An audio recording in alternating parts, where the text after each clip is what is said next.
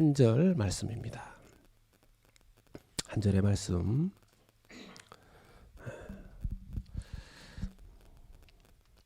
우리 다 찾으신 줄로 알고 함께 읽도록 하겠습니다. 시작. 긍휼히 여기는 자는 복이 있나니 그들이 긍휼히 여김을 받을 것임이요. 우리 한 번 더 읽어볼까요?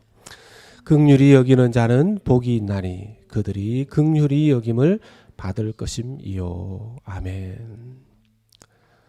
오늘 이 말씀 가지고서 긍휼로 응답하라. 긍휼의 삶. 긍휼로 응답하는 삶에 대해서 나눠보도록 그렇게 하겠습니다. 여러분 뉴욕에 가면 몇 개의 공항이 있습니다. 뉴욕의 그 에어포트들 중에서 제일 유명한 공항은 아마 존 F 케네디 JFK 에어포트인데, 여러분 혹시 그 라과디아 에어포트라고 아시는 분 계실 겁니다. 라과디아 에어포트. 이 라과디아 에어포트의 이 라과디아라는 에어포트의 이름 네임은 미국의 경제 대공황 시기 때 뉴욕의 시장을 역임했었던 뉴욕의 메이어였었던 라과디아 메이어 라과디아의 이름을 딴 것입니다. 이분이신데요. 옛날 사진이라 예. 키가 155cm 정도의 이렇게 자그마한 분이십니다. 이분은 원래 이제 콜트의 이제 저지 판사였었습니다. 어느 날 판사로 재직할 당시에 경제 대공황 시대니까 먹을 것이 별로 없지 않습니까? 어떤 한 노인이, 제가 이분의 자료가 확실한가 싶어서 몇 개의 자료를 제가 찾아봤어요. 그러니까 정말 근데 약간씩 틀린데 어떤 기사에는 그냥 노인으로 나와 있고 어떤 기사에는 그 나이 많으신 여자분으로 나와 있어요. 어쨌든 이제 노인 하면은 맞을 거니까 노인이 자기 손자나 가족들 먹을 것이 없고 이러니까 그 베이커리 빵 가게에서 빵을 이렇게 좀 돈 안 주고 가지고 오려고 하다가 걸렸어요. 경찰을 베이커리 사장이 부릅니다. 경찰이 와서 사장님 작은 건데 어떻게 좀 봐주실 수 없겠습니까? 그러니까 이제 사장님이 요 근래 빵이 계속 없어졌기 때문에 저는 용서할 수 없습니다. 예. 그래서 결국 이 노인네는 코트에 가게 됐고, 그 코트의 재판장이 누구였냐면 이 라과디아였었습니다. 이 라과디아가 이제 재판을 하면서 거기 앉아 있는 사람들이 어떤 판결을 내릴까 지켜봤는데 라과디아 판사는 경범죄를 지었다라고 이제 판결을 내리고 벌금형을 매깁니다. 10불. 지금은 이제 10불이 뭐 그렇게 크지 않다 할 수 있지만 그때 당시에 이제 경제 대공황 때고 이러니까 10불이 있겠습니까? 노인분이 저는 돈이 한 푼도 없습니다, 재판장님 하니까 라과디아 판사는 법은 법이기 때문에 어쩔 수 없습니다. 그런데 당신도 돈 없이 빵을 훔친 것은 잘못된 죄이지만 나는 배부르게 먹고 살면서 당신 같은 사람을 돌아보지 못한 것도 저는 죄를 지었습니다. 그래서 당신의 10불 벌금은 나의 죄의 벌금으로 내가 10불을 냅니다. 10불은 내주고, 그리고 이 재판장에 앉아있는 이 콜트에 있는 여러분들도 혹시 나와 같은 그런 죄를 범하신 분이 있으시다면 모자를 돌릴 테니까 거기에 여러분들의 벌금을 내십시오 해서 모자를 돌렸을 때 사람들의 십시일반 자기들이 돈을 내고 그 돈을 모아서 그 노인분에게 전달했다라는 일화가 에피소드가 전해집니다. 그 이후에 이제 이분이 뉴욕의 메이어가 되셨는데 세 번의 시장을 하셨답니다.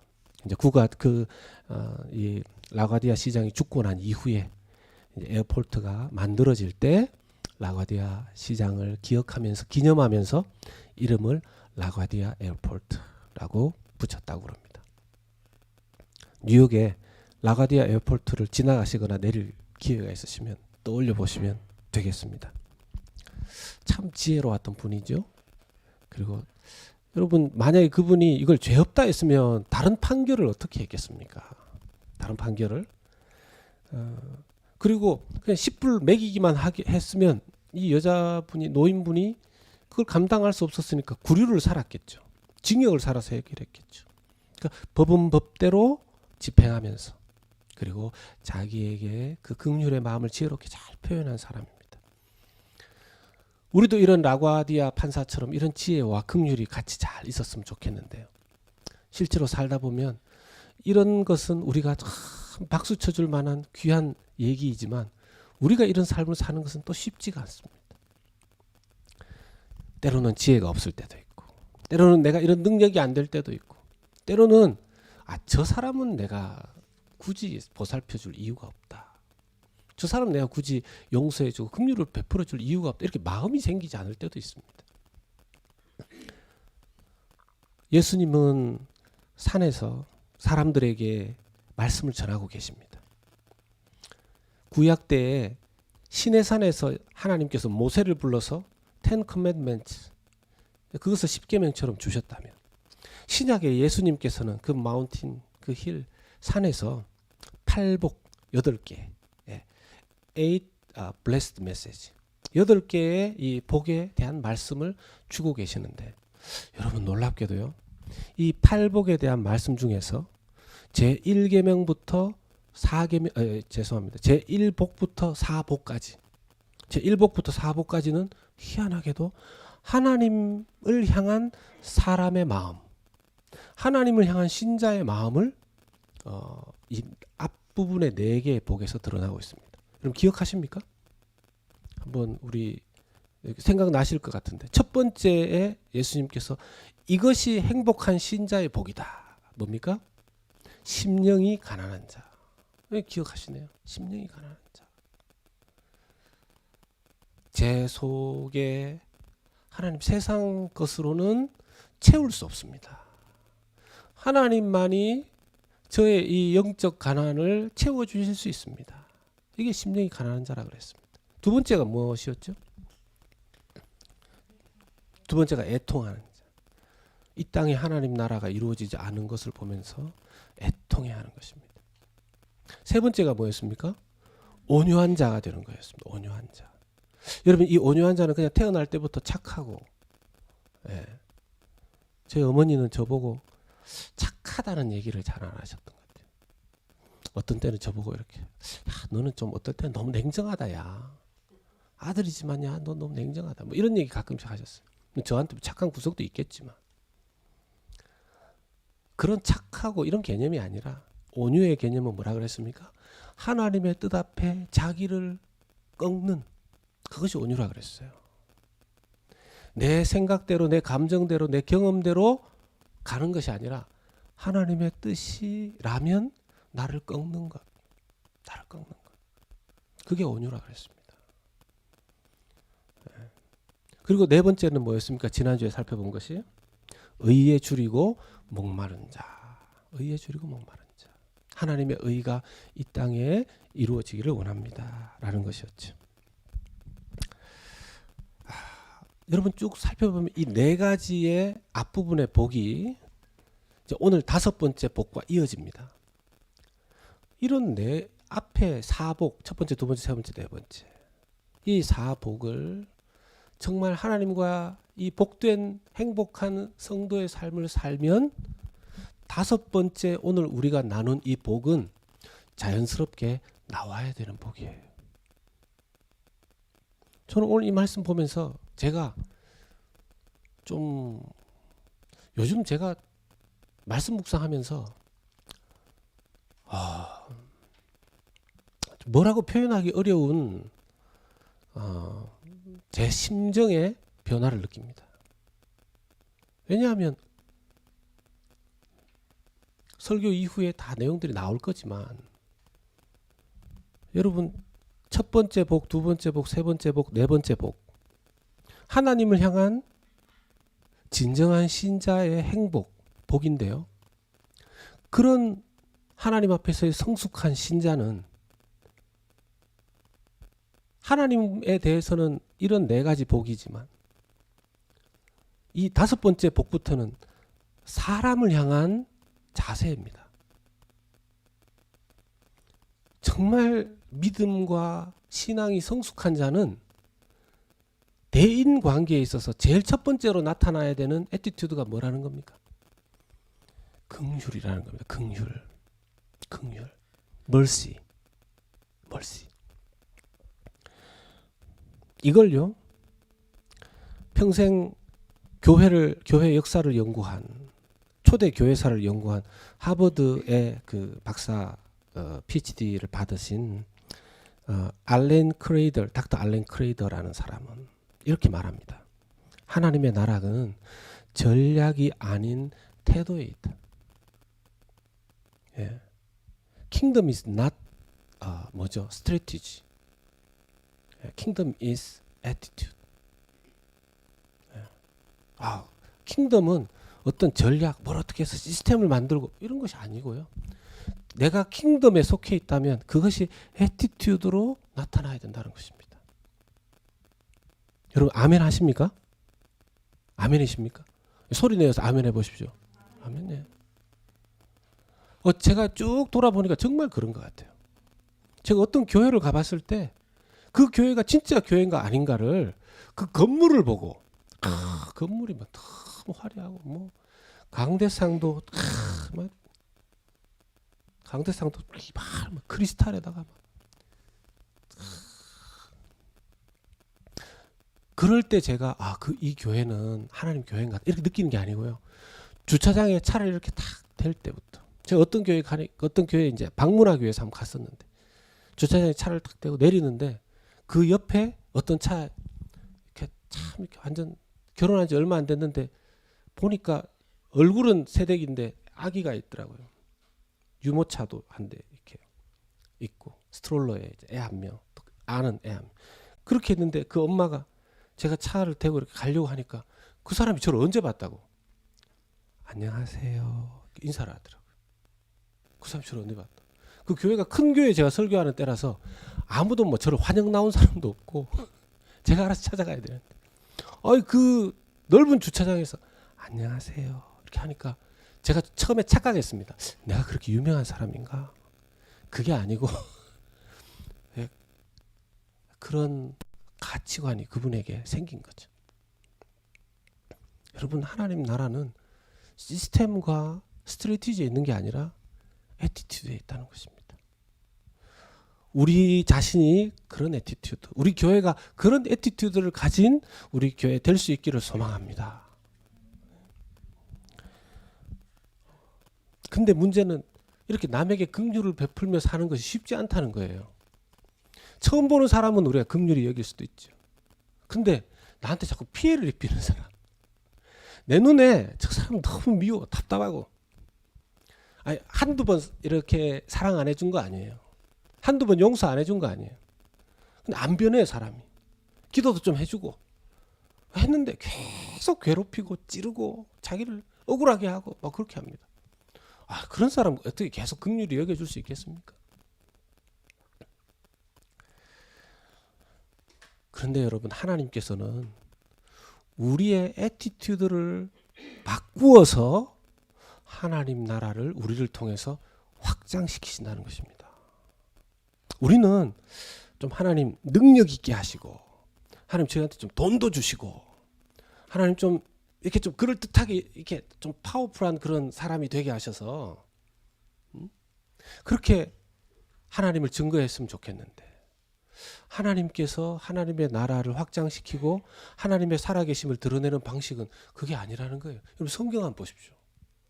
대표적인 사람이 야곱입니다. 인간적으로 야곱은요 영적으로 영적인 것을 사모해서 자기 형 에서의 뭡니까 장자권을 팥죽 한 그릇을 주고 사지 않습니까?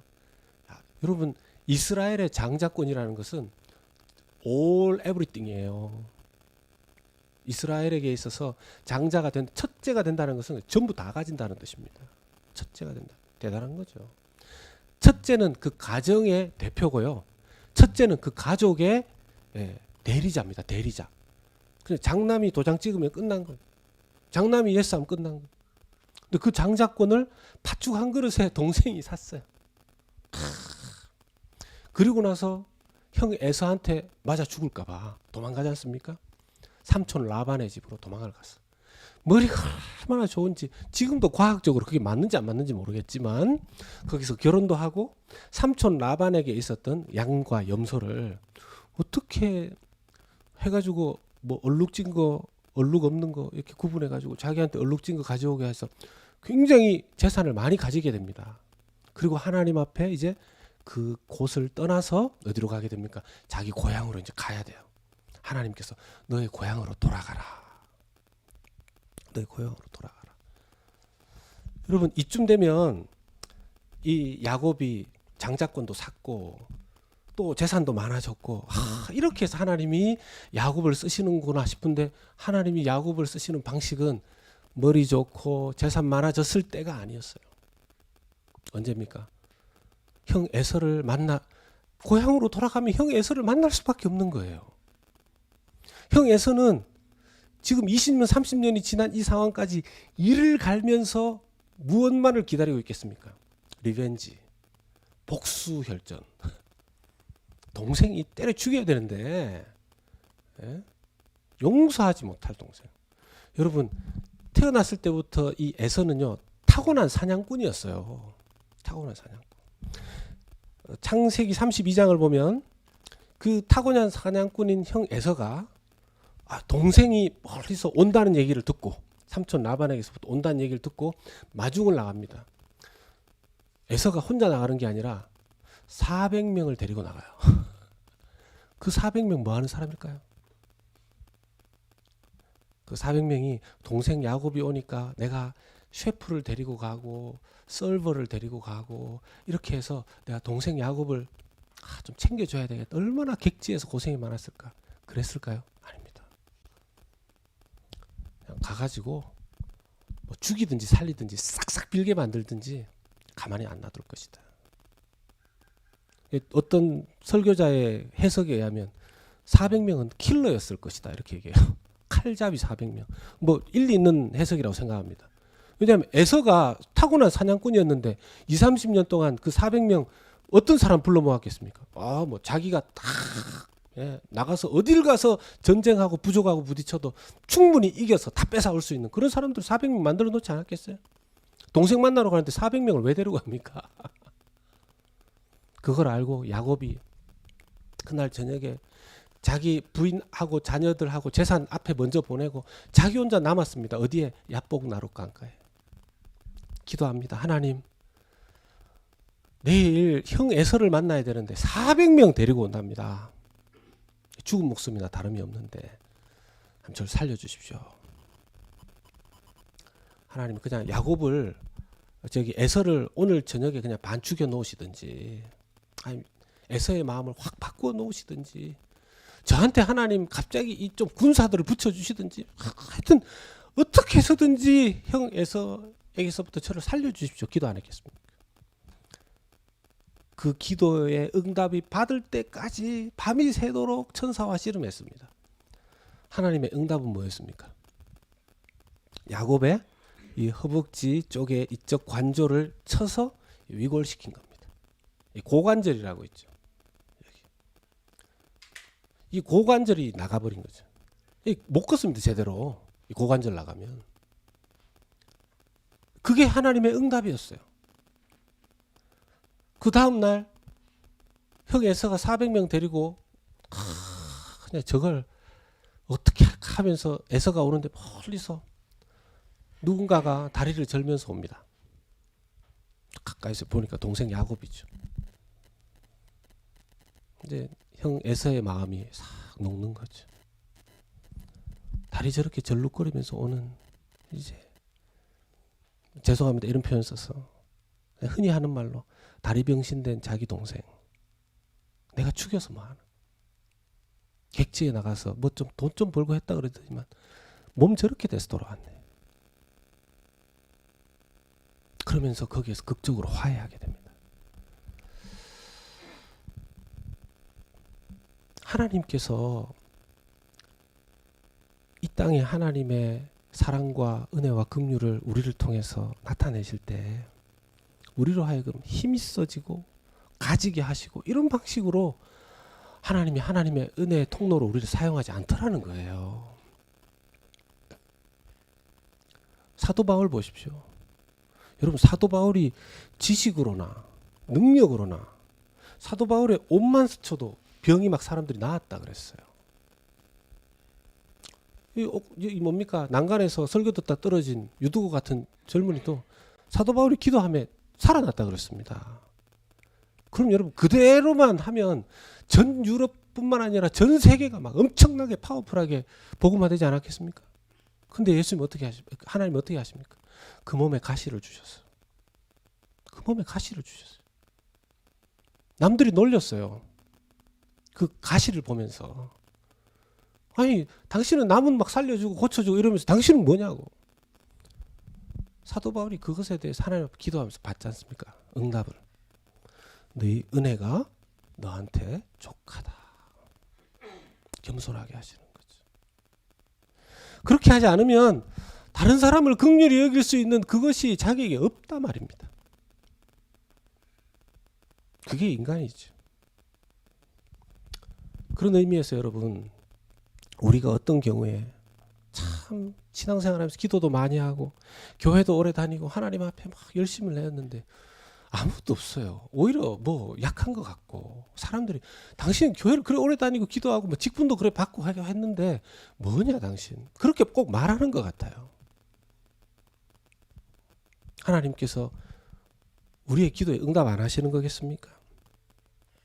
그게 아니라 하나님께서 우리를 사용하시는 방식이 우리를 예수 그리스도께서 가지셨던 그 긍휼의 마음과 태도가 우리에게 생기기를 원하신 하나님의 뜻이 더 강하게 우리에게 있는 줄로 믿습니다. 이걸 받아들이는 것이 쉽지가 않아요. 우리가 정말 긍휼함을 받은 사람인가 한번 살펴봅시다. 우리는 큰 긍휼함을 받은 사람인가? 여러분 우리가 얼마만큼 하나님의 긍휼과 하나님이 나를 불쌍히 여기셨는지 이걸 깨달아야지만 다른 사람들 긍휼히 여길 수 있습니다. 자, 잠시 경제 공부를 좀 해보겠습니다. 환율 공부를 좀 해보겠습니다.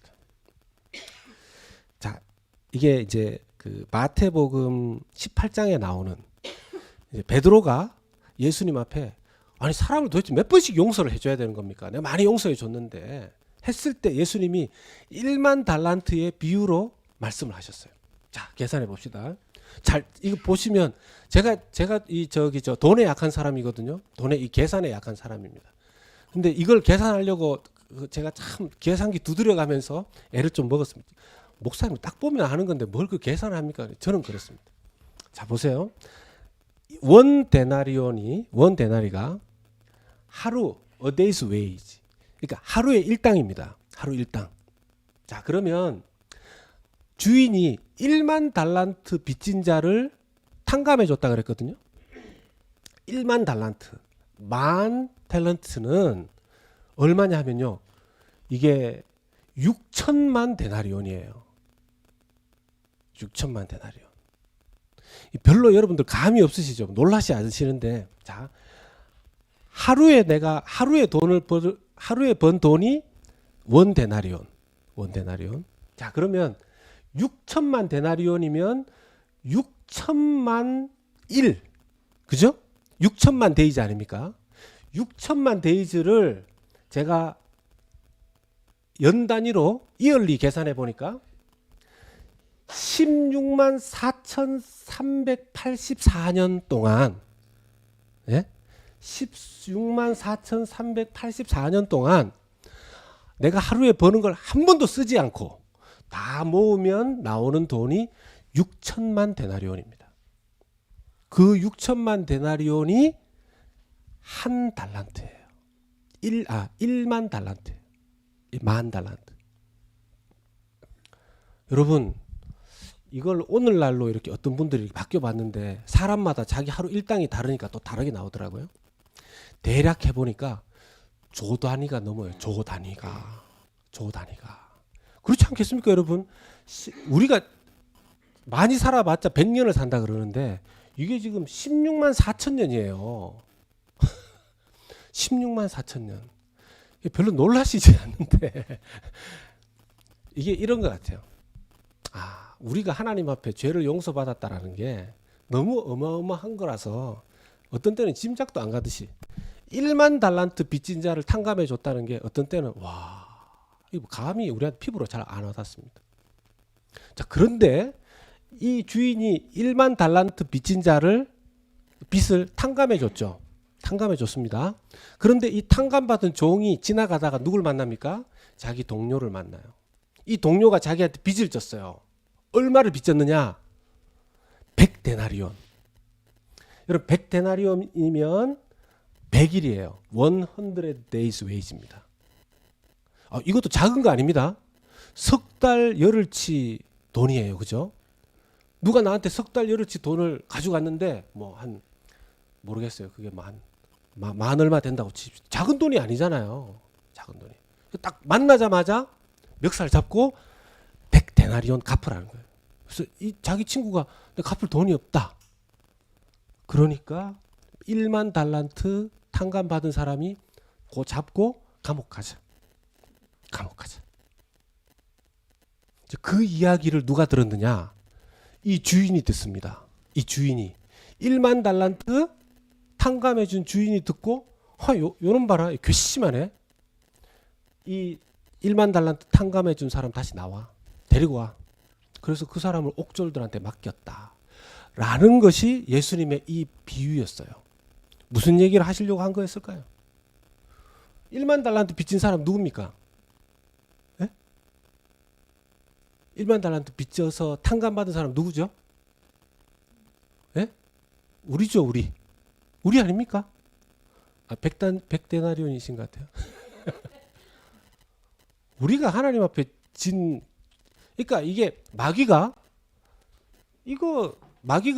이 죄인은 내가 어떤 돈을 줘도 너는 지옥 같이 가야 되겠다. 우리가 그런 죄인이에요. 근데 예수님이 1만 달란트 상상할 수 없는 값어치 예수 그리스도 자신을 십자가에서 우리를 위해서 랜섬머니 주심으로 말미암아서 우리를 사오셨지 않습니까? 샀잖아요. 근데 우리는 한 100데나리온, 물론 작진 않지만 만나면 죽일 듯이. 이게 사람이 무섭더라고요. 이게 참 사람이 무서워요.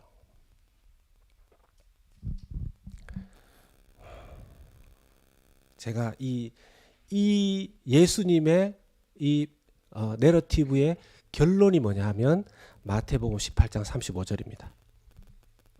같이 읽겠습니다. 시작. 너희가 각각 마음으로부터 형세를 용서하지 아니하면 나의 하늘 아버지께서도 너희에게 이와 같이 하시리라. 아멘. 용서를 해야 되는데 문제는 여러분 어디로부터 용서하라 그럽니까? 어디 갔죠? 다시 한번 띄워주실래요? 어디로부터 형제를 용서하라는 겁니까? 마음으로부터. 네? 여기 영어로 하면 어디 있습니까? From your heart.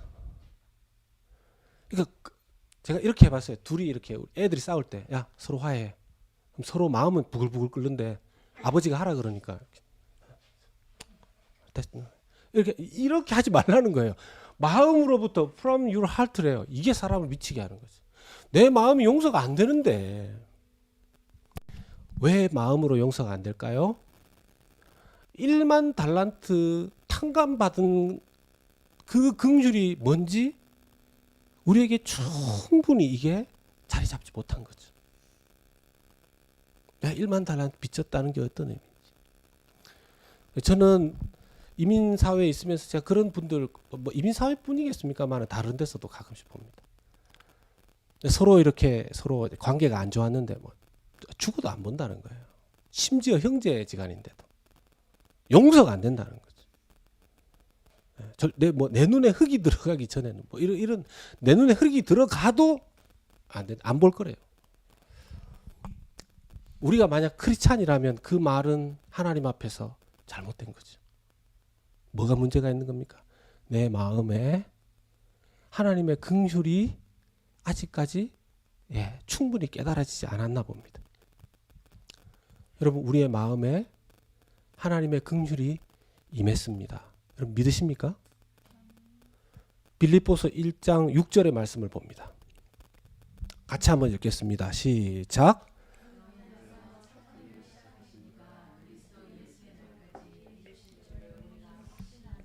아멘. 우리 안에 성령께서 임하셔서 이제 착한 일을 시작하셨습니다. 성령께서 오셔서 예수님의 긍휼의 그 마음을 가지고 우리의 성령께서 오셔서 우리 속에 이 긍휼의 씨앗을 막 심으십니다. 이 긍휼은 우리의 영혼의 심령 안에서 뿌리를 내려야 되죠.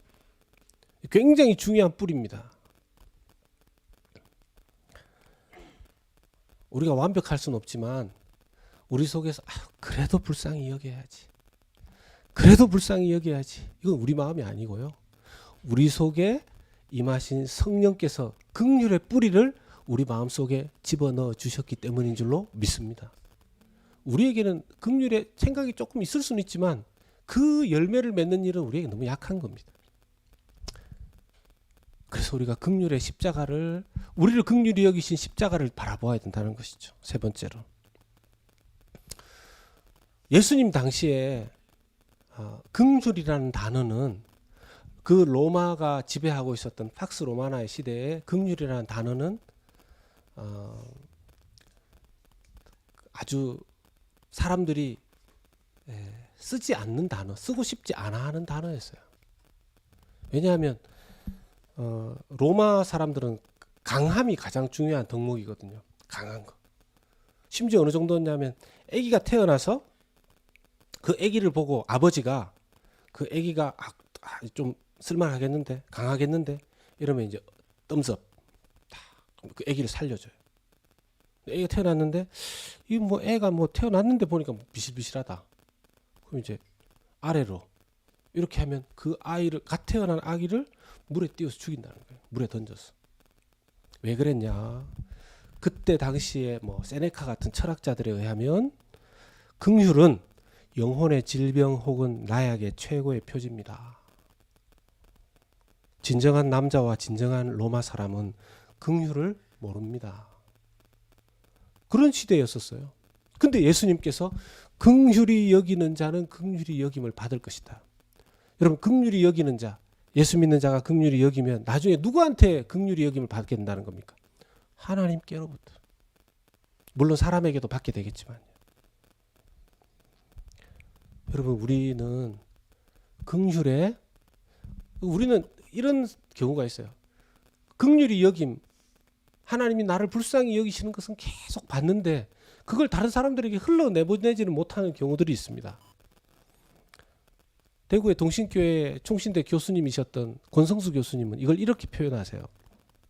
우리는 하나님의 긍휼의 저장 탱크가 아니라 하나님의 긍휼의 통로여야 합니다. 여러분 믿으십니까? 통로여야 합니다. 우리가 긍휼히 여기지 않으면 남들이 어떤 위대한 일을 하는 것, 남들이 다른 사람들을 긍휼히 여기는 것을 보고는 박수를 막 치는데 당신도 좀 해야죠. 저는 그런 능력이 없습니다. 저는 불쌍히 여김을 받아야 되는 사람이지 불쌍히 여길 수 있는 사람이 못 됩니다. 빌리그레암 목사님에게 어느 날 65세 된 한 과부가 찾아왔답니다. 목사님, 너무 외롭습니다. 너무 외롭습니다. 어떻게 해야 될까요? 빌리그레암 목사님이 이제부터 우리 가지고 계신 힘과 재정을 사용해서 남을 좀 섬겨 보십시오. 남을 섬기십시오. 지금 내 외롭다고 했는데 지금 뭐 남을 섬기라니. 지금 내 처지가 더 불쌍하다. 이렇게 생각할 수 있는데 돌아가서 이분이 그렇게 하신 겁니다. 자기의 시간으로, 물질로 남을 섬기는 그 일을. 나중에 다시 빌리그레암 목사님을 만났는데, 목사님 너무 행복해요. 너무 행복해요. 남을 섬기니까 너무 행복해요. 우리가 이 진리를 알고 우리가 그렇게 신앙생활을 해야 됩니다. 여러분 지난주와 지지난주에도 말씀드렸지만 저희 교회 이제 어떻게 하든지 간에 좀 외부로 좀 섬기려고 우리 뭐 벌써 이제 시간은 됐지만 창립 기념일 때 목표로 세웠던 선교와 구제 그 일들, 선교사님 몇 분과 또 좀 어려운 분 지금 상황에 있는 분에게 우리가 서포트하기로 그렇게 했다고 말씀드렸지 않습니까?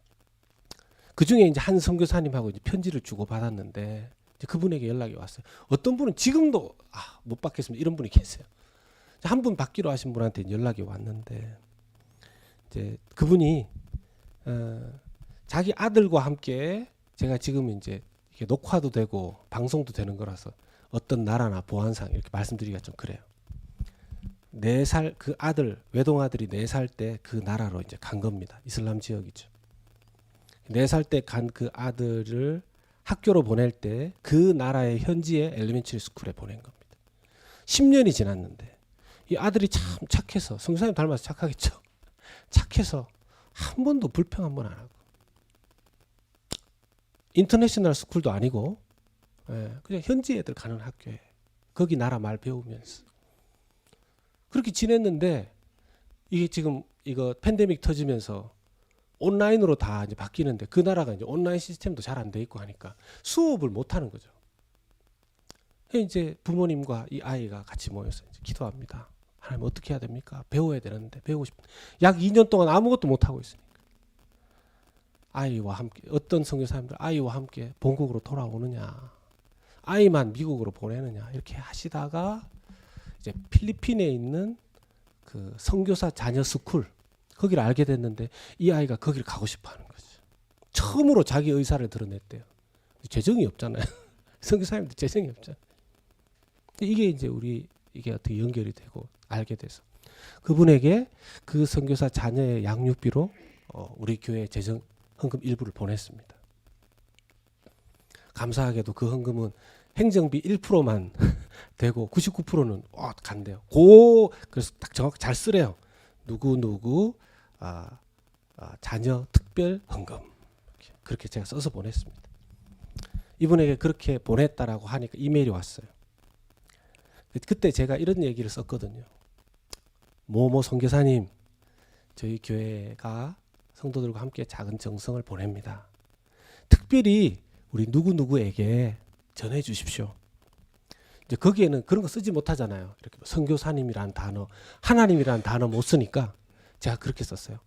하늘 회장님께서 원래 이제 저 같은 사람은 이 회사에 저보고 사장이라고 부른대요.